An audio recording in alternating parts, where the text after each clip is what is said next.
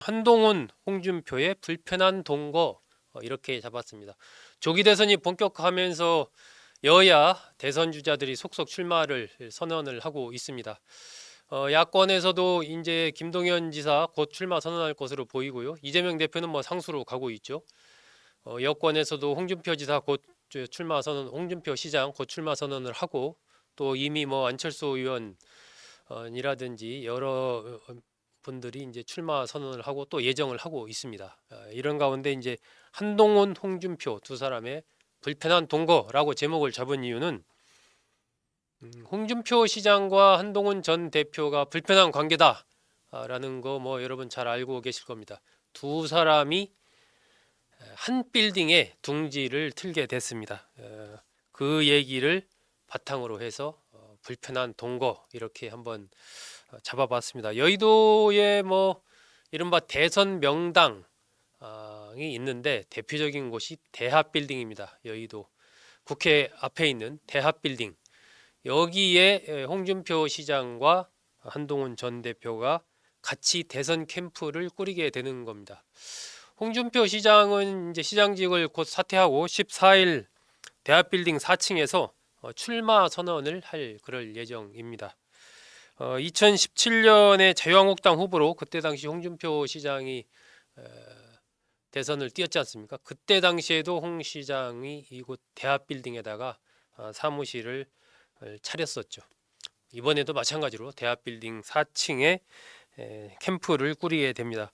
한동훈 전 대표도 대합빌딩 일단 현재 가계약을 해놓은 상태라고 하는데 9층에 사무실을 꾸릴 그런 계획으로 있습니다. 그렇게 되면 4층에는 홍준표 시장이 9층에는 한동훈 전 대표가 대선 캠프를 꾸리면서 이제 뭐 엘리베이터 타고 왔다 갔다 할 때 서로 만나기도 하고 뭐 그렇게 되겠죠. 사이가 좋은 관계라면은 뭐 문제가 없습니다. 서로 뭐 응원도 하고 막 잘 될 텐데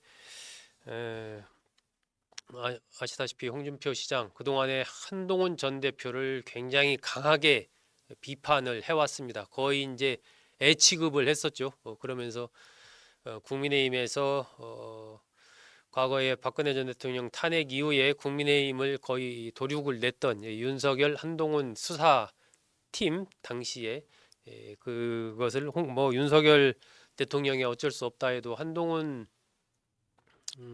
전 대표까지 받아들이는 것은 배알이 없는 일이다 이러면서 굉장히 비판을 많이 했었습니다. 인간 말종이라 언급할 가치도 없다 뭐 이런 얘기도 했고요. 한국에서 배신자 프레임에 들어가면 끝이다 뭐 이런 얘기도 했었죠. 이런 식으로 이제 홍준표 시장의 한동훈 전 대표에 대한 비판은 강도가 굉장히 셌습니다. 한동훈 전 대표는 뭐 그분은 원래 그런 분 아니냐 이런 식으로 받아 넘겼는데 뭐 곤혹스럽기는 마찬가지겠죠. 어쨌든 이 한동훈, 홍준표 두 국민의힘의 유력 대선 주자가 한 빌딩 여의도의 대합빌딩의 사무실을 내서 불편한 동거를 시작하게 됐다라는 그런 말씀 먼저 전해드리고요. 이 대합빌딩 이게 뭐 대선 명당으로 여의도에서는 이미 유명한 곳입니다. 대통령이 3명이 배출이 됐습니다. 김대중 전 대통령, 박근혜 전 대통령, 또 윤석열 이제 전 대통령이죠. 이 3명의 대통령이 대합빌딩에 대선 캠프를 두고 대선을 치러서 당선이 됐습니다. 그래서 이제 명당이다 뭐 이런 얘기가 나오는 것이고요. 95년과 98년 지방선거 때도 조순시장 또 고건시장 이 캠프가 대합빌딩에 있었죠. 그래서 여의도에서 뭐 당선한다 그러면 제일 먼저 생각하는 것이 대합빌딩의 사무실을 구해라 라는 얘기가 나올 정도로 많은 정치인들이 둥지를 틀었던 곳이 대합빌딩입니다. 이 1997년 대선 때 김대중 전 대통령이 시작을 했고 그 전에 1989년 그때 당시 평민당 총재로 있던 김대중 총재가 지방자치제 전면 실시를 내걸면서 단식 투쟁을 했던 곳도 이 대합빌딩 9층 평민당사 총재실이었습니다. 이렇게 우리 정치사에서 중요한 국면에 관련된 여러 장면들이 오버랩이 되어 있는 곳이 바로 이 대합빌딩입니다. 2012년 대선 때는 박근혜 후보가 대합빌딩에 캠프를 뒀었고 지난 2021년 윤석열 대통령 국민의힘 대선 후보 확정된 이후에 그때 처음에는 광화문 이마빌딩에 사무실이 있었지 않습니까? 그것을 다시 이제 대합빌딩으로 사무실을 옮겼죠. 어쨌든 전직 대통령 3명이 탄생한 곳이다. 또 뭐 정동영, 이해찬, 김혁규, 김두관 후보 이런 분들이 과거에 대선 경선 때라든지 뭐 대표 경선 등등 할 때 사무실을 뒀던 곳, 이곳이 바로 대합빌딩입니다. 전체 뭐 한 12층 정도 되는데 굉장히 여기를 많이 이용을 하고 있죠. 일단 국회 앞이라 가깝고 또 각 정당의 당사도 뭐 바로 옆에 있습니다. 주차도 편하고 이러다 보니까 이곳을 좀 많이 이용을 하고 있습니다. 홍준표, 한동훈, 한동훈, 홍준표 두 국민의힘 주자가 대합빌딩에서 불편한 동거를 하게 돼서 앞으로 또 어떤 관계가 될지, 또 실제로 그러면 이 대합빌딩에서 어떤 대선 후보가 또 탄생할 수 있을지도 주목이 됩니다. 자, 이런 가운데 오늘 오전 열리는 국무회의에서 한덕수 권한대행 국무총리가 6월 3일을 대선 일자로 확정을 합니다.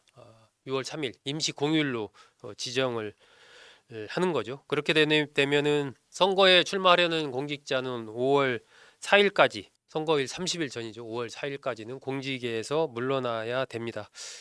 그렇게 된다면은 각 정당에서 이제 대선 후보를 마지막까지 최종적으로 어쨌든 5월 3일까지는 확정을 해야 되기 때문에 대략 뭐 한 4월 말 정도면 각 정당의 대선 후보가 다 확정이 되지 않을까, 이렇게 예상이 됩니다. 이번에는 뭐 시간이 별로 없지 않습니까? 시간이 굉장히 촉박한 상황이어서 그에 따라서 이제 대선 후보들도 일정을 좀 빠르게 가져가지 않을까, 그렇게 좀 예상이 됩니다. 현재 국민의힘과 민주당에서는 뭐 경선을 2주에 걸쳐서 하느냐 3주에 걸쳐서 하느냐 뭐 얘기를 하고 있는데, 어쨌든 4월 말까지는 마쳐야 되기 때문에 한 2주 남짓 정도의 시간 밖에 좀 없지 않나 하는 그런 생각이 듭니다. 6월 3일 날 이제 대통령 선거하고 당선이 확정이 되면 바로 6월 4일 날부터 대통령으로서 직무를 수행을 하게 됩니다. 뭐 보통 이제 정상적으로 대통령 선거를 치르게 되면은 인수위원회가 활동을 한 2달 정도는 하게 되는데, 이번에는 바로 그냥 인수위원회 없이 바로 직무에 들어가야 됩니다. 그만큼 이게 사실은 대선도 사활을 건 선거운동을 펼쳐야 되고, 당선했으면 바로 그 다음 날부터 또 임기가 시작이 되기 때문에 이게 참 다음 대통령도 굉장히 촉박한 그런 일정을 계속해서 밟을 수밖에 없는 거죠. 이미 이 예비후보자 등록이 지난 4일부터 시작이 됐습니다. 4일부터 시작이 됐고, 오늘이 이제 선거일 공고가 이루어지고요.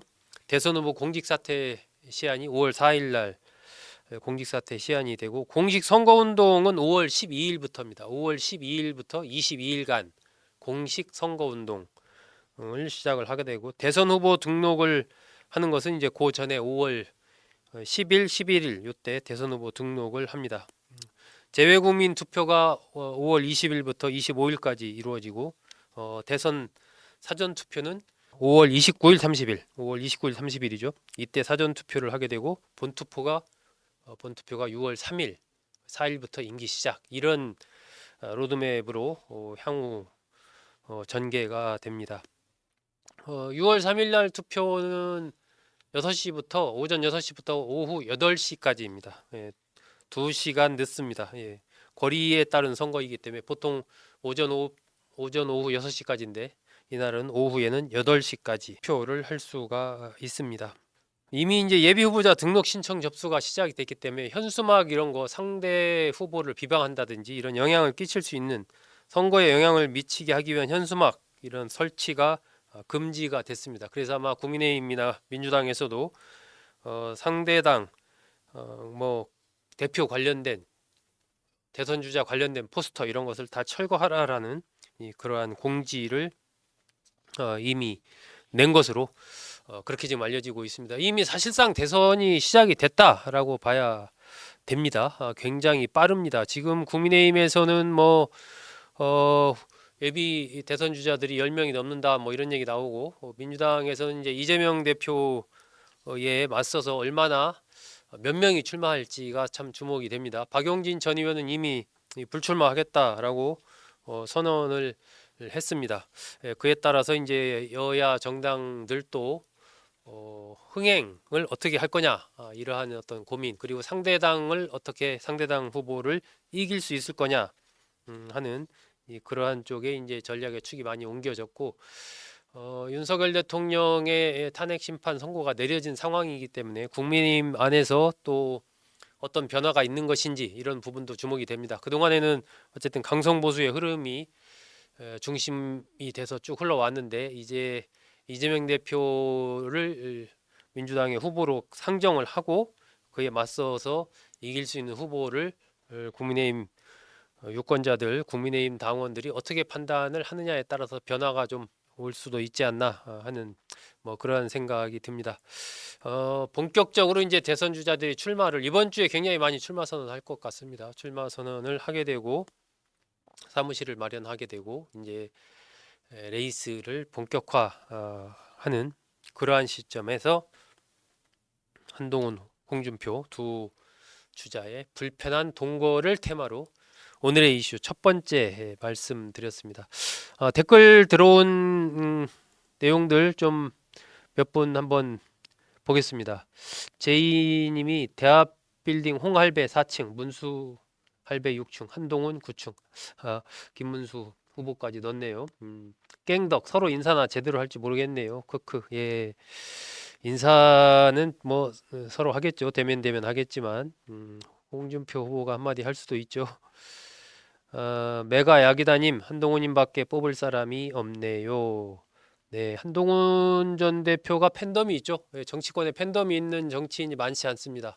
이재명 대표도 팬덤이 있고, 한동훈 전 대표도 팬덤이 있고, 이준석 의원도 팬덤이 있고, 뭐 그런 정도라고 봐야 되겠죠.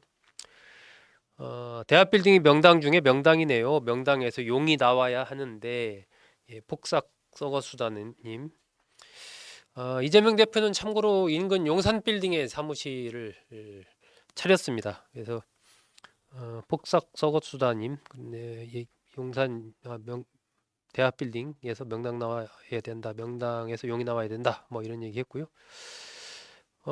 민주당은 김문수, 홍준표는 땡큐라는데, 예, 이건 조금 다른 얘기긴 한데 민주당에서는 뭐 땡큐라고 하죠. 지난번에 그 박용진 전 의원도 나와서 얘기하는데 땡큐입니다 뭐 얘기하는 거 맞습니다. 일단 탄핵에 대한 입장, 탄핵을 반대했던 그런 분들이기 때문에 민주당으로서는 탄핵 프레임을 바탕으로 김문수, 홍준표 후보는 뭐 땡큐다 뭐 이런 얘기를 하는 거죠. 김정임님, 한동훈으로 뭉치면 이재명 이긴다, 이런 말씀. 네, 한동훈 좋아하시는 분 같습니다. 그리고 민심은 유승민, 당심은 김문수라던데, 이렇게 보는 분도 있죠. 하지만 김문수 소방관 갑질 도지사 에피소드, 이 얘기 하셨네요. 이때 119 얘기, 이것도 이제 김문수 장관 관련해서 뭐 나오는 얘기 중에 하나죠. 아마 김문수 장관 아직 결심 못했다 이렇게 얘기를 하는데, 결심해서 뭐 출마 선언을 할 가능성이 현재로서는 좀 더 큰 것 아닌가, 이미 그쪽으로 가고 있는 것 아닌가, 뭐 이런 생각이 듭니다. 일단은 뭐 현재 상황에서 본다면 국민의힘 대선 주자 중에서는 그래도 지지율이 높은 편이기 때문에 그런 준비를 하는 것 같습니다. 예, 유전혜임님, 평생을 애국 일념으로 사신 김문수 장관님, 예, 김문수 장관님 지지하시는 분 같습니다. 네, 여러분 보시면서 이 AK 라디오 구독 및 좋아요 해주시면 감사하겠습니다. 한동훈, 홍준표의 불편한 동거, 대선 주자들의 출마, 오늘 그리고 6월 3일로 대선일이 공고된다 라는 걸 계기로 말씀드렸습니다. 잘 들어주셔서 고맙습니다.